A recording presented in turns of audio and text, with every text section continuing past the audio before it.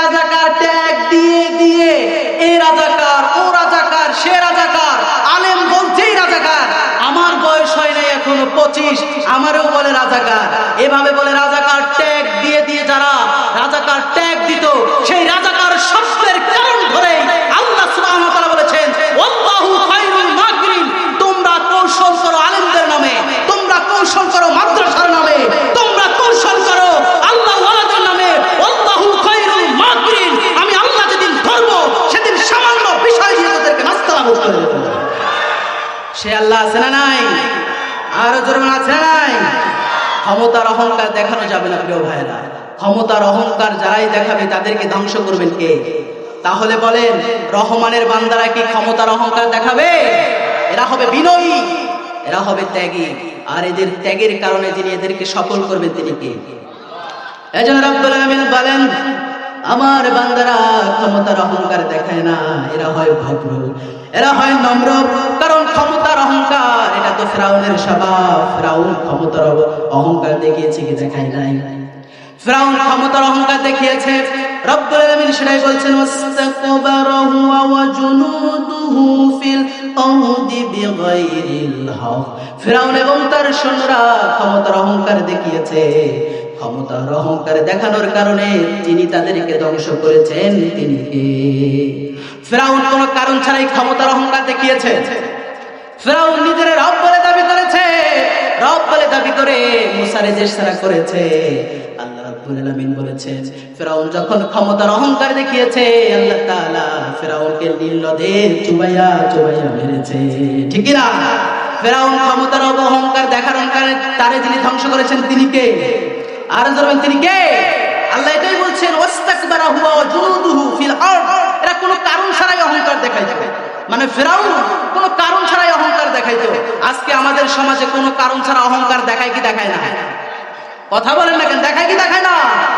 পদ্মা সেতু করেছি, metro rail করেছি, তারপরে মডেল মসজিদ করেছি, এগুলো সেগুলো বলে আমাদেরকে বোঝাইতো। আর ঋণ করে গরিবের বুকের উপরে লাথি মেরে এরা ক্ষমতায় টিকিয়ে থাকতে পারবে। ঠিক কিনা? এখন যখন দেশ ছেড়ে পালিয়েছে, এখন বোঝা গেছে পদ্মা সেতু কি দিয়ে করছে? মানুষের প্রত্যেকটা ব্যক্তি, বাংলাদেশের যত নাগরিক আছে সবার মাথা পিছু ঋণ হচ্ছে 18 লাখ টাকা। বলে নাউজুবিল্লাহ। তাহলে 18 লাখ করে ঋণ করে আমাদের পদ্মা সেতুর কোনো প্রয়োজন আছে? কথা বলেন, প্রয়োজন আছে? যে দেশের ঋণ করে তারা নিজেরা সুইস ব্যাংকে টাকা নিয়ে পালিয়ে যে পদ্মা সেতু করে বলে পদ্মা সেতু করছি, মেট্রো রেল করছি, এটা করছি সেটা করছি, এগুলো করে আমাদেরকে উন্নয়ন দেখিয়ে তারা তলে তলে ইসলামটাকে এরা নিষিদ্ধ করতে চেয়েছে। কথা বলেন ঠিক কিনা? এজন্য রব্বুল আলামিন বলেন ফিরাউন ক্ষমতার অহংকার দেখিয়েছে। ফিরাউন কোনো কারণ ছাড়া অহংকার দেখিয়েছে। আল্লাহ রাব্বুল আলামিন বলেন ফিরাউন অহংকার দেখিয়েছে, তার অহংকারের কারণে আমি আল্লাহ তারে ধ্বংস করেছি।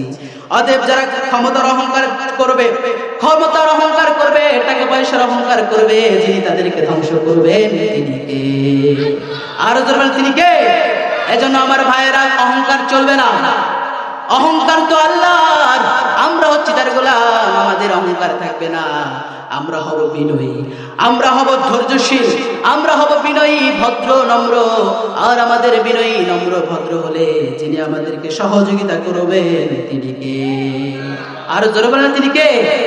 আচ্ছা, অনেকেই রাস্তাঘাটে এখন ঘোরাফেরা করছেন, সবাইকে অনুরোধ করছি, সবাইকে অনুরোধ করছি, সবাই অবশ্যই এই যে মাহফিল স্টেজের সামনে অনেক ফাঁকা জায়গা আছে, আপনারা সবাই মাহফিল স্টেজের জায়গাগুলো পূরণ করেন এবং ভলান্টিয়ার ভাইয়েরা যারা আছেন সবাইকে স্টেজে পাঠিয়ে দেন। কিছুক্ষণের মুহূর্তে আমাদের প্রধান বক্তা অবশ্যই চলে আসবে ইনশাআল্লাহ।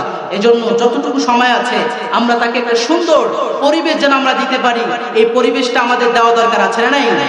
কথা বলা আছে না নাই? একটু আমরা যারা আছি একটু আগায় বসে, একটু জিকির করে আর আগায় বসি। লা ইলাহা, প্লিজ আপনারা একটু আগায় বসেন, আপনাদের অনেক ভাইয়েরা আছে, একটু আগায় বসি। লা ইলাহা, সবাই ফাঁকা জায়গাগুলো একটু পূরণ করি। লা ইলাহা,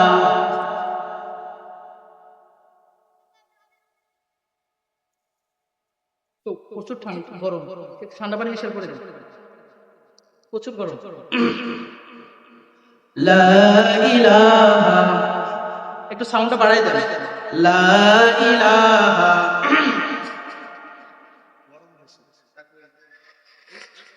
একটু ঠান্ডা পানি মিশাল করি। লা ইলাহা, আওয়াজ করে বলেন লা ইলাহা, লা ইলাহা।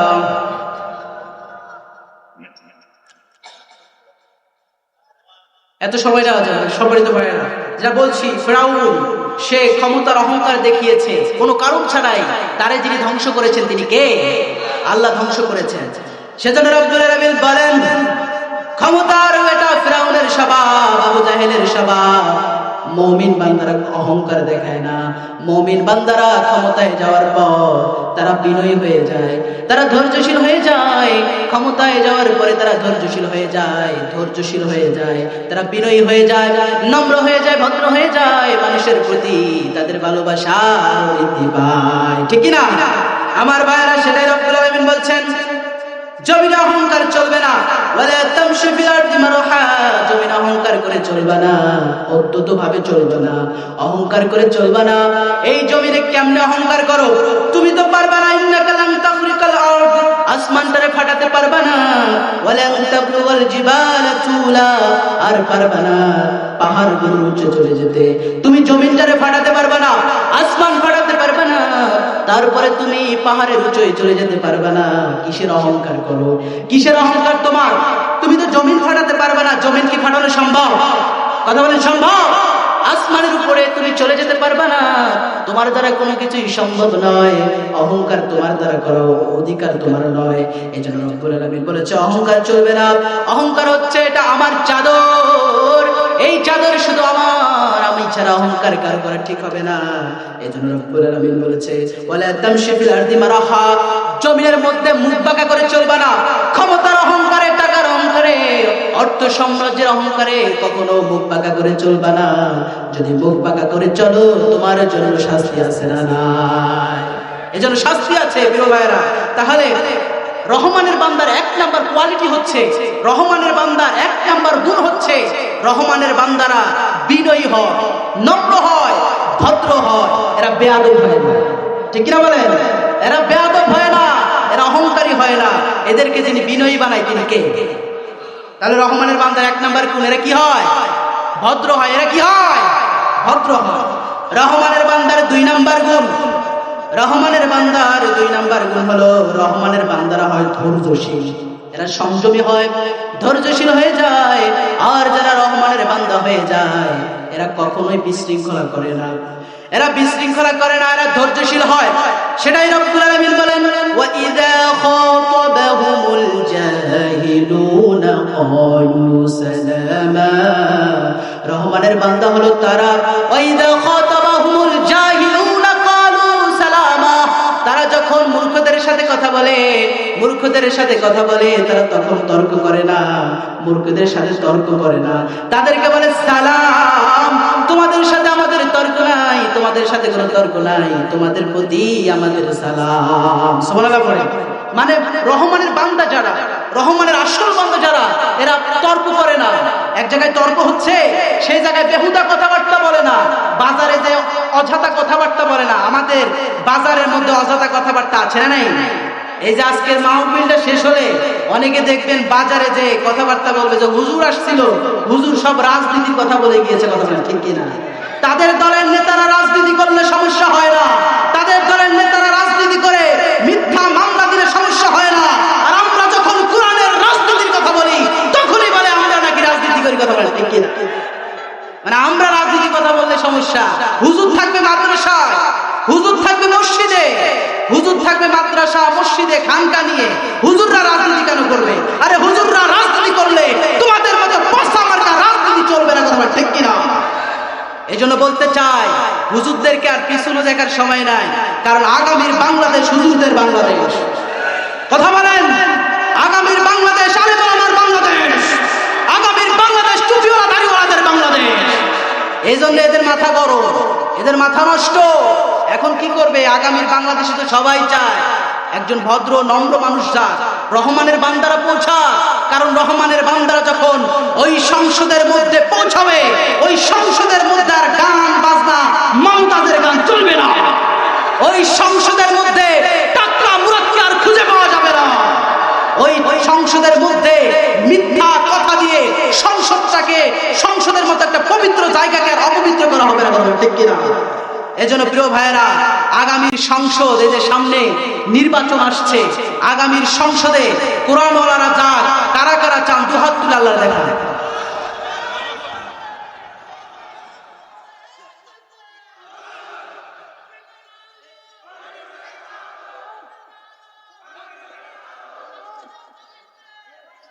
হাত নামান, সবাই হাত নামান।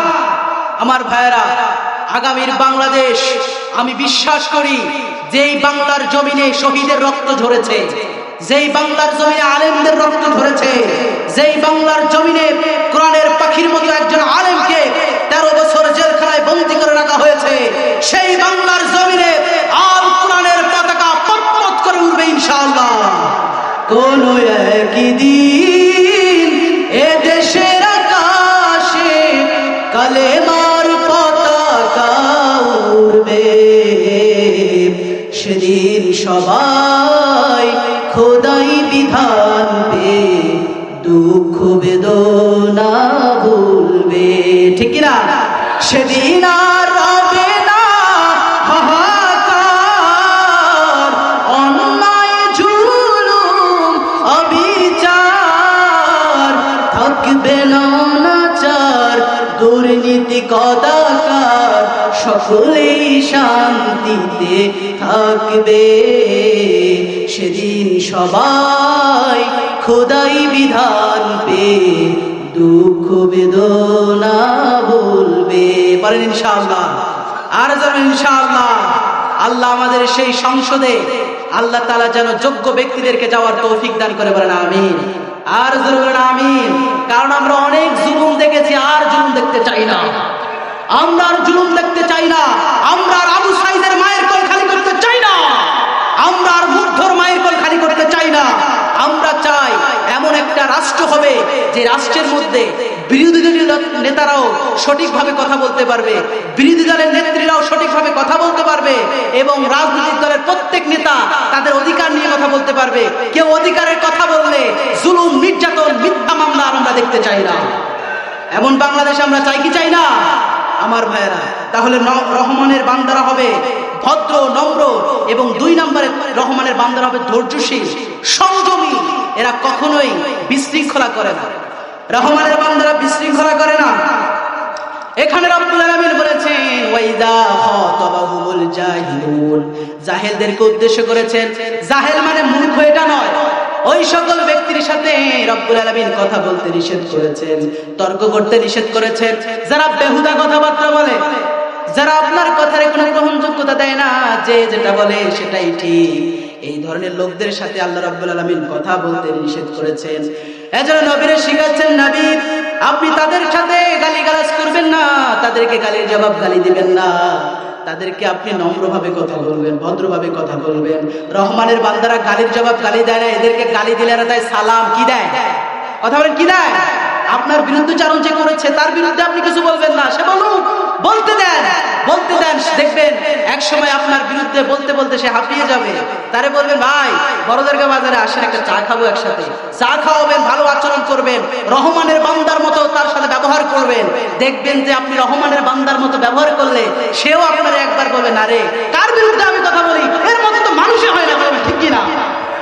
এই জন্য রহমানের বান্দারা সংযমী হয়। এরা হাজারো অপবাদ শুনবে, এরা হাজারো অপবাদ শুনবে, এরা গালিগালাজ শুনবে, কিন্তু তারপরে তারা হতাশ হবে না, তারপরেও তারা ভেঙে পড়বে না। আল্লাহ রাব্বুল আলামিন নবীরা ধৈর্য শিখাচ্ছেন, ওয়াসবির আলা মা ইয়াকুলুনা ওয়া ইয়াকুলুনা ওয়াহজুরহুম হাজরুন জামিলা। ও নবী আপনি ধৈর্য ধরেন। এরা আপনারে গণক বলে, এরা আপনারে জাদুকর বলে, এরা আপনারে লেজকাটা বলে, নবী আপনি হতাশ হবেন না, আপনি ভেঙে পড়বেন না, চিন্তাও করবেন না। এদের সাথে কথা না বলে এদেরকে এড়িয়ে চলেন, এদের সাথে কথা বলার কোনো প্রয়োজন নাই। ওয়াসবির আলা মা ইয়াকুলুনা, এদের সাথে কথা না বলে ভদ্রভাবে তাদের থেকে আলাদা হয়ে যাও। এই কথা আমার না আল্লাহর। আর ধরবেন কার? নবীর আল্লাহ ধৈর্য শিখাচ্ছে। নবী এরা আপনার জাদুকর বলে, এরা আপনার কাঠমোল্লা বলে, এরা আপনার লেজকাটা বলে, এদের গালির জবাব গালি দিবেন না। এরা গালি দিলে এদেরকে ফুল নিক্ষেপ করবেন। কথা বলেন, ঠিক কিনা? এজন্য আমার ভাইয়েরা ধৈর্যশীল হতে হবে। ধৈর্যশীল হওয়ার জন্য আল্লাহ তাআলা বলেছেন, আজকে আমাদেরকে অনেকে বলেছিল আমরা রাজাকার, আমরা কাঠমোল্লা, আমরা জঙ্গিবাদ, কিন্তু রাজাকার রাজাকার খেলার দিন শেষ। কথা বলেন না কেন? রাজাকার রাজাকার খেলার দিন শেষ, জঙ্গিবাদ জঙ্গিবাদ খেলার দিন শেষ। এখন আর জঙ্গিবাদ রাজাকারের খেলা বন্ধ, এখন আর এগুলো কেউ খায় না। কথা বলেন ঠিক কিনা? আমার ভাইয়েরা, আমরা ধৈর্য ধরেছি, ধৈর্যের সুফল আল্লাহ তাআলা দিয়েছে কি দেয় নাই? কথা বলেন দিয়েছে কি দেয় নাই? ধৈর্য ধারণ করার শক্তি দাও গো মেহেরবান আমায়, দাও গো মেহেরবান। বুকের ভিতর ব্যথার নদী বইছে অবিরাম, বইছে বইছে অবিরাম। ধৈর্য ধারণ করার শক্তি দাও গো মেহেরবান আমায়, দাও গো মেহেরবান। জোরে বলেন আমিন, আর জোরে বলেন আমিন। তাহলে রহমানের বান্দার স্বভাব হবে, এরা এক নম্বরে হবে বিনয়ী, এরা এক নম্বরে বিনয়ী নম্র ভদ্র হবে। দুই নম্বরে এরা হবে ধৈর্যশীল, এরা উশৃঙ্খল হবে না, এরা বিশৃঙ্খলা করবে না। এদেরকে যিনি সফল করবেন তিনি কে? আর যারা বলেন তিনি কে? তর্ক করা, এটা হচ্ছে মূর্খদের স্বভাব। তর্ক করে মূর্খরা, বেহুদা কথাবার্তা মূর্খরা বলে। কারণ ভালো মানুষ কখনো তর্ক করে না, কারণ তর্ক করলে আপনার সময় নষ্ট হবে। কথা বলেন ঠিক কিনা? আচ্ছা বলেন তো, তর্কর মধ্যে কি সফলতা সম্ভব?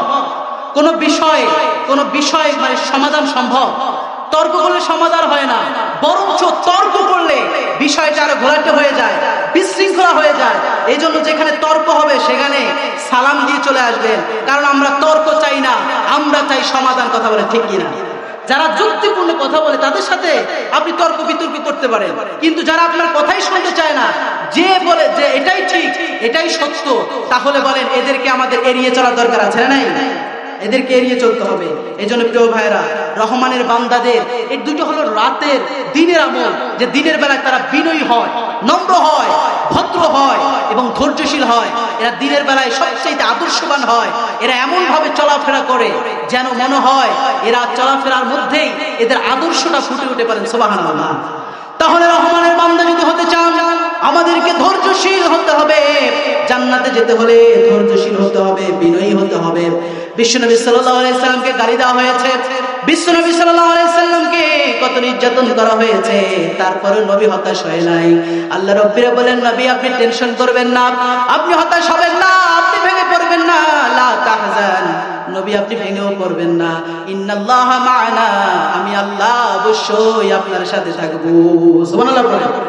এই জন্য আমার প্রিয় ভাইরা, রহমানের বান্দার 2 নাম্বার কোয়ালিটি হচ্ছে এরা হচ্ছে ধৈর্যশীল, এরা তর্ক করে না, বিতর্ক করে না। রহমানের বান্দার 3 নাম্বার কোয়ালিটি হচ্ছে রহমানের বান্দারা দিনের বেলায় যেমন নম্র থাকে, বিনয়ী থাকে, এরা রাত্রে বেলায় শুধু ঘুমায় না, রাত্রে বেলায় এরা তাহাজ্জুদের নামাজে দাঁড়িয়ে আল্লাহর কাছে তাদের অশ্রু সিক্ত নয়নে আল্লাহর কাছে এরা ক্ষমা চায় পারে। সুবহানাল্লাহ। রব্বুল আলামিন বলেন, রহমানের বান্দার 3 নাম্বার কোয়ালিটি হচ্ছে